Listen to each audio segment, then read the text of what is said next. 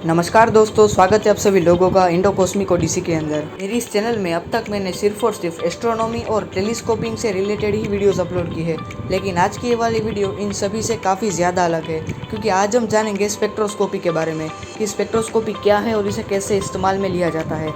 तो आइए सारी चीज़ों को बारी बारी से कॉन्सेप्चुलाइज करना शुरू करते हैं। जब कोई सोर्स ऑफ लाइट में से एक वाइट लाइट की बीम कोई प्रिज्म के साथ जब इंटरेक्ट करती है तब उसका हमें स्पेक्ट्रा दिखता है।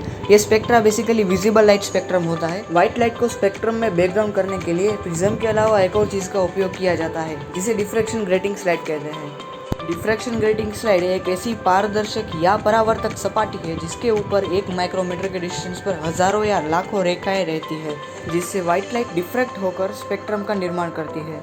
एक सिंपल स्पेक्ट्रोस्कोप में भी ऐसे ही डिफ्रैक्शन ग्रेटिंग स्लाइड का यूज़ किया जाता है स्पेक्ट्रम बनाने के लिए, क्योंकि डिफ्रैक्शन ग्रेटिंग स्लाइड प्रिज्म की कंपैरिजन में ज़्यादा एफिशिएंट है और कम स्पेस लेती है। ओके, तो इतना समझने के बाद अगर हम इसी कॉन्सेप्ट को किसी टेलीस्कोप के साथ अटैच कर दें तो ऐसा बाइनरी ऑप्टिकल सिस्टम तैयार हो सकता है जो एक टेलीस्कोप और एक स्पेक्ट्रोस्कोप दोनों का काम एक साथ कर सकता है। 2025 के मई महीने में जब मेरा वेकेशन टाइम था तभी मैंने ऐसा ही कॉन्सेप्ट यूज़ करके एक स्पेक्ट्रोस्कोप बनाया था, जिसे आप इस इमेज में देख सकते हैं। यह स्पेक्ट्रोस्कोप में मैंने डिफ्रैक्शन ग्रेटिंग स्लाइड को ऐसे स्पेसिफिक एंगल पर सेट किया है कि व्हाइट लाइट का डिफ्रैक्शन होकर शार्प एंड क्लियर स्पेक्ट्रम बने, जो आप यहाँ पर देख सकते हैं। यहाँ पर हमें 2 स्पेक्ट्रा दिखाई दे रहे हैं। राइट साइड वाला स्पेक्ट्रा प्राइमरी स्पेक्ट्रम के नाम से जाना जाता है और वही लेफ्ट साइड वाला सेकेंडरी स्पेक्ट्रम के नाम से जाना जाता है। तो चलिए अब हम इसे थोड़ा और गहराई से समझते हैं। स्पेक्ट्रोस्कोप के सबसे आगे वाले पार्ट में एक पतली स्लिट है जिसे मैंने पुराने DSLR कैमरा में से निकालकर यूज़ में लिया था। स्लिट से थोड़ी आगे एक 15,000 लाइन्स पर इंच वाली यानी कि अप्रोक्सीमेटली 600 लाइन्स पर mm वाली डिफ्रैक्शन ग्रेटिंग स्लाइड है। जब लाइट एक स्लिट जैसे नैरो पाथ में से गुजरती है तब हमें उसकी पतली बीम दिखाई देती है और इसी बीम के चलते हमें आगे शार्प एंड ब्राइट स्पेक्ट्रम दिखता है। अगर हम इस स्पेक्ट्रोस्कोप के स्ट्रक्चर को टेलीस्कोप के आईपीस के साथ लगा दें तो हमें मैग्नीफाइड ऑब्जेक्ट में से आ रही लाइट का स्पेक्ट्रा देखने को मिलेगा। इससे हमें हर वो चीज़ का स्पेक्ट्रम मिल सकता है जिसे हम हमारे टेलीस्कोप से देख रहे हैं। अब हम इसी से मिलते जुलते हुए एक दूसरे कॉन्सेप्ट को समझेंगे जिसका नाम है फ्रॉनहोफर डिफ्रैक्शन। इसे समझना हमारे लिए काफ़ी ज़्यादा इंपॉर्टेंट है, क्योंकि इसे से ही आप आगे की वीडियो समझ पाएंगे।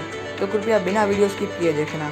जब सनलाइट की बीम किसी प्रिज्म या डिफ्रैक्शन ग्रेटिंग स्लाइड से पास थ्रू होती है तब हमें उसका एक कंटिन्यूस स्पेक्ट्रम दिखता है और इस स्पेक्ट्रम के अंदर हमें काफ़ी सारी ब्लैक लाइंस देखने को मिलती है। इन लाइंस को फ्रॉनहोफर एब्जॉर्प्शन लाइंस कहा जाता है। सूरज के अंदर थर्मोन्यूक्लियर फ्यूजन रिएक्शन की वजह से लाइट एंड एनर्जी दोनों बाहर निकलते हैं। जब ये लाइट सूरज के एटमॉस्फेयर से पास होती है तब सूरज के एटमॉस्फेयर में रहे कुछ एलिमेंट्स इन स्पेसिफिक लाइट की वेवलेंथ को एब्जॉर्ब कर लेते हैं। इसीलिए जब हम इसका कंटिन्यूअस स्पेक्ट्रम देखेंगे तो हमें बीच में ब्लैक लाइंस दिखती है। ये ब्लैक लाइंस इन एलिमेंट्स की फिंगरप्रिंट की तरह काम करती है। इस स्पेक्ट्रम में आपको जहाँ पर भी ब्लैक लाइंस दिखती है वो ब्लैक लाइंस उस जगह पर एलिमेंट्स की प्रेजेंस को आइडेंटिफाई करती है। इसी तरीके से हम हमारे अनंत ब्रह्मांड में रहे किसी भी सेलेस्टियल ऑब्जेक्ट के ऊपर हमारे टेलीस्कोप को पॉइंट करके उसका स्पेक्ट्रम एनालाइज करेंगे तो हम उसके एटमॉस्फेयर में कौन कौन से एलिमेंट्स हाजिर हैं उसका पता लगा सकते हैं। यानी कि वो सेलेस्टियल ऑब्जेक्ट्स किन किन चीज़ों का बना है उसका अंदाज़ा हम ऐसी स्पेक्ट्रोस्कोपी के द्वारा लगा सकते हैं। मेरे द्वारा बनाए गए इस बाइनरी ऑप्टिकल सिस्टम की सबसे बड़ी विशेषता ये है कि ये completely self developed and frugal है। हमारे देश में स्पेस में रिसर्च एंड एक्सप्लोरेशन करने के लिए इसरो और एंटार्क्टिका में मैत्री एंड भारती जैसे रिसर्च स्टेशन अवेलेबल है, जो highly efficient and sophisticated research operations के लिए काम में लिए जाते हैं, जिनके पास भी ऐसे हाईली एडवांस स्पेक्ट्रोस्कोप हो सकते हैं। हमारे देश में ग्रासरूट लेवल पर किसी ने भी ऐसा ऑप्टिकल इंस्ट्रूमेंट तैयार नहीं किया है जिसे टेलीस्कोपिंग एंड स्पेक्ट्रोस्कोपी दोनों को एक साथ एक ही बार में उपयोग में लिया जा सके। मेरे इस बाइनरी ऑप्टिकल सिस्टम के अंदर टेलीस्कोपिंग एंड स्पेक्ट्रोस्कोपी के बीच में क्विक स्विचिंग अवेलेबल है, यानी कि एक बार हमने टेलीस्कोप से किसी ऑब्जेक्ट को देखा तो हम तुरंत बाद स्पेक्ट्रोस्कोप लगाकर उसका स्पेक्ट्रम एनालाइज कर सकते हैं और देखे गए सेलेस्टियल ऑब्जेक्ट्स में रहे एलिमेंट्स को आइडेंटिफाई कर सकते हैं। इसीलिए मेरे द्वारा बनाया गया ये telescope spectroscope binary optical system पूरे देश का सबसे पहला स्टूडेंट डेवलप्ड ऑप्टिकल इंस्ट्रूमेंट है। मैंने इस बाइनरी सिस्टम से बहुत सारे रिजल्ट लिए थे। यह एक सोलर स्पेक्ट्रम की इमेज है जिसे मैंने इसी ऑप्टिकल सिस्टम की मदद से लिया था। यहाँ पर आपको काफ़ी सारी फ्रॉनहोफर एब्जॉर्प्शन लाइंस देखने को मिलेगी, जिसकी मदद से हम लोग सूरज के एटमॉस्फेयर में रहे एलिमेंट्स को आइडेंटिफाई कर सकते हैं। अगर हम यहाँ पर इन दोनों स्पेक्ट्रम को आपस में कंपेयर करें तो हम यहाँ पर एलिमेंट्स को आइडेंटिफाई कर सकते हैं।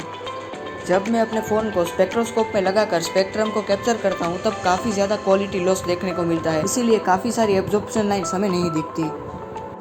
लेकिन मेरे पास जितना भी डेटा अवेलेबल था उस स्पेक्ट्रम का, उसकी मदद से मैंने सन के एटमॉस्फेयर में इतने एलिमेंट्स को आइडेंटिफाई किया है। यहाँ पर आपको एलिमेंट्स और उनकी स्पेक्ट्रल एब्जॉर्प्शन लाइंस हमारे सोलर स्पेक्ट्रम में कहाँ अवेलेबल है वो दिखाया गया है। हमारी इस चैनल पर आगे फीचर होने वाली वीडियोस के अंदर मैं आपको दिखाऊंगा कि कैसे एक सोलर स्पेक्ट्रम को एक स्पेक्ट्रोस्कोप की मदद से कैप्चर किया जाता है। चलो दोस्तों, आज की इस वीडियो में इतना ही। अगर आपको ये वीडियो अच्छी लगी और कुछ नया जानने को या सीखने को मिला हो तो इस वीडियो को एक लाइक जरूर से कर देना। मिलते हैं नेक्स्ट वीडियो में, तब तक के लिए सावधान रहिए, सतर्क रहिए और देखते रहिए इंडो कॉस्मिक ओडीसी। जय हिंद, जय भारत।